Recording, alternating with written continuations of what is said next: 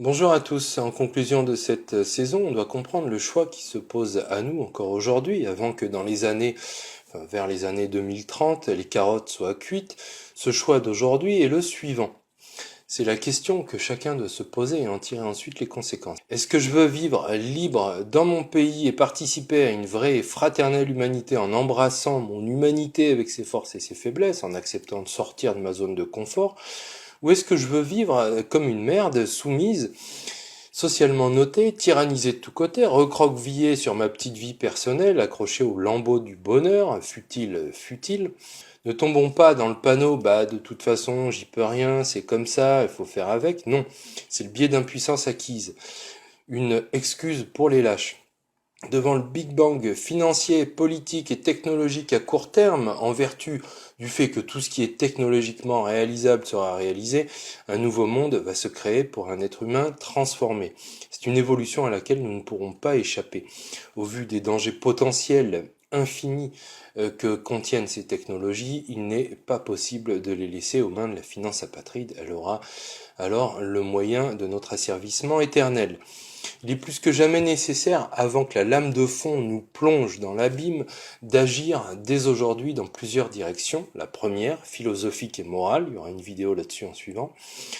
Plus nous développons la technologie, plus nous devons développer notre humanité, notre humanisme. Si l'écart est trop grand, nous sommes cuits technoprogressistes, oui, mais seulement si on est humano-progressiste en même temps. Et si on marche sur une seule jambe, on se casse la gueule. Faut vraiment comprendre le principe d'égalité de valeur des êtres humains et placer l'être dans nos vies devant l'avoir, le jouir et le paraître, ce qui impose de rectifier la vision droit de l'homiste qui est fondée sur l'erreur et le mensonge. Ça tombe bien, c'est la prochaine vidéo. Alain Damasio pose la question suivante: est-ce que cette technologie vient ouvrir ou fermer une porte dans mon rapport au monde, aux autres et à moi-même? Me replie-t-elle dans ma zone de confort comme un techno-cocon ou m'émancipe-t-elle au contraire des obstacles dans mon rapport aux autres, au monde ou à moi-même? Et il rappelle que nos outils nous donnent la maîtrise, le pouvoir sur le monde, mais nous font perdre notre puissance. Le pouvoir, c'est la capacité de déléguer l'action, et la puissance, la capacité de la réaliser par soi-même, directement. Et pour Damasio, c'est un critère précieux pour apprécier l'utilité ou la nocivité des technologies. Et il conclut: il nous faut devenir très humains, non pas transhumains, mais très humains, c'est-à-dire trouver un nouvel art de vivre avec les technologies pour comprendre si elles nous impuissancent ou si elles nous empuissancent. Au niveau politique ensuite, il faut préserver les nations qui sont les seuls et véritables terreaux fertiles pouvant accueillir le seul et vrai véritable humanisme résumé par le principe d'égalité de valeur des êtres humains, car les nations ne sont pas des constructions artificielles comme les empires, car les nations sont un fait et non pas le fruit d'un acte volontariste d'une personne ou d'un groupe, car les nations produisent naturellement le consentement des gouvernés à être gouvernés, là où l'empire écrase tout ça sous sa botte, car les nations reposent sur l'enracinement territorial et non sur une idée suprémaciste qui légitime l'extension territoriale ou l'extraterritorialité. Au niveau économique ensuite, il faut repenser le capitalisme libéral, aujourd'hui muté en capitalisme ultralibéral, et si on laisse faire, qui va muter en capitalisme collatéral avec des puissants collatéraux et les dommages collatéraux, c'est-à-dire nous.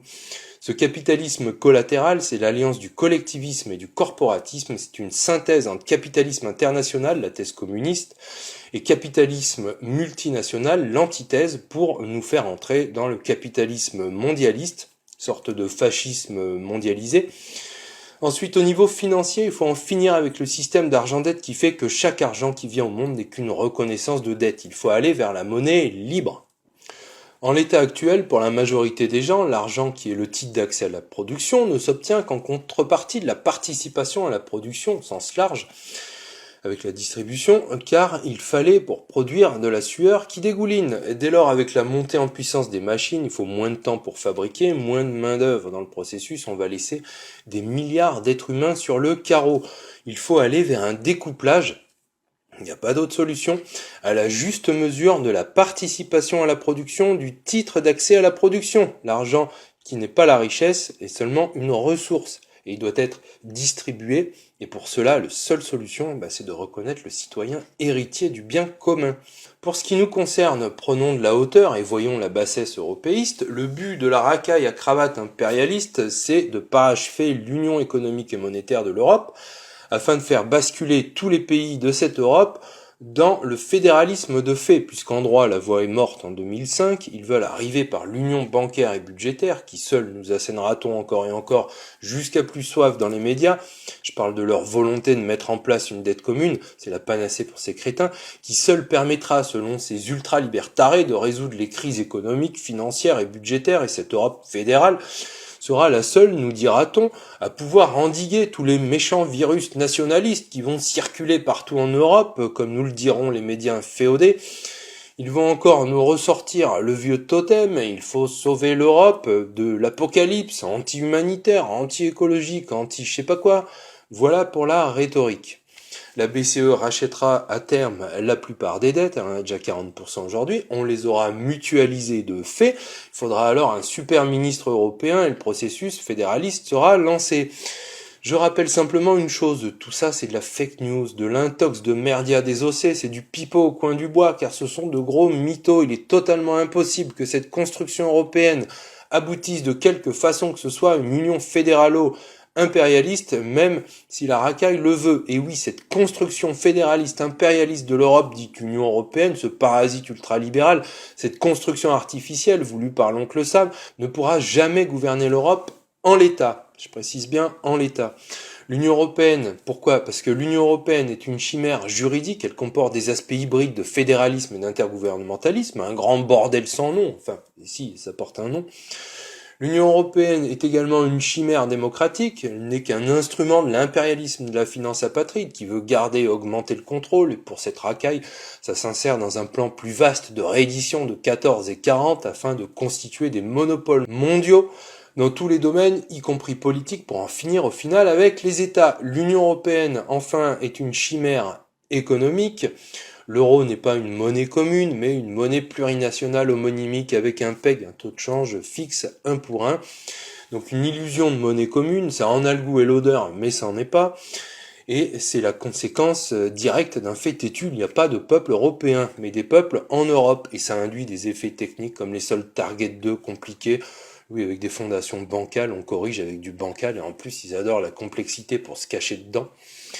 Cette chimère de construction européenne, mais qui n'est qu'une véritable déconstruction nationale, n'est pas viable. Les pro-fédéralistes, dans leur haine aveugle des peuples, qu'ils considèrent comme des moutons débiles, citoyens, ne voient plus la réalité en face et veulent, coûte que coûte, faire rentrer un chameau par le trou d'une aiguille. Les obstacles au succès de la construction parasitaire dite européenne sont donc les ordres juridiques nationaux, donc existants, autrement dit les états de droit protégeant contre l'arbitraire du pouvoir, enfin ce qu'il en reste désormais, l'attachement des peuples à la démocratie, même galvaudé, qui implique d'avoir son mot à dire sur la direction des affaires politiques qui nous concernent au premier chef, le sentiment ensuite d'appartenance à une communauté nationale indépendante qui implique le consentement des citoyens à l'impôt, l'utilisation du budget pour les citoyens et sans avoir à quémander le pognon, l'autorisation de n'importe quel expert en conneries, en apatridie, ou se voir imposer des décisions apatrides. Leur stratégie est donc toute tracée au vu de ces trois éléments. Elle est appliquée depuis longtemps déjà, saper les états de droit grâce aux menaces terroristes, sanitaires, etc., qui induisent des régimes juridiques d'exception, par nature arbitraire. Le dernier en date est de faire passer un régime d'exception qui ne dit pas son nom, mais quand même lié à la crise du Covid dans le droit commun. Ce pauvre droit commun au total est devenu une coquille vide, enfin un régime d'exception pour les droits et libertés, quid de la liberté d'opinion et d'expression, quid de la liberté de manifester, impossible pour les gilets jaunes à cause des agents infiltrés pour casser de la mayonnaise médiatique et des violences non pas policières mais des commanditaires, gouvernement, préfet, etc. Toute cette chaîne de commandement avec qui est responsable avec ses ordres infâmes, par son exemplarité également de racaille ou par sa soumission au système d'argent-dette qui empêche d'avoir des moyens humains, des formations, du matériel, etc., avec un système pénal aussi à la ramasse, une justice désossée, sans parler maintenant aussi des masques, des interdictions de réunion, d'aller et venir, etc. Saper l'idée démocratique en écœurant profondément les citoyens qui ne voient même plus pour qui ou pourquoi voter, ça c'est le biais cognitif d'impuissance acquise qui joue comme un catalyseur de repli individualiste, initié par une société orientée vers l'avoir, le paraître et le jouir plutôt que l'être, et par un État qui joue contre lui-même. Et cet écœurement, on le voit, pas dans les sondages antidémocratiques par essence bidonnés aux petits oignons par les commanditaires tapis dans l'ombre d'un palais, non, on le voit par l'abstention. Vous avez aussi des gens soumis au biais de confirmation. Ils ont voté pour un tel et ont pris position publiquement, ils ne se déjugeront jamais, ils deviennent aveugles. Et tout ça, c'est une question de liberté personnel.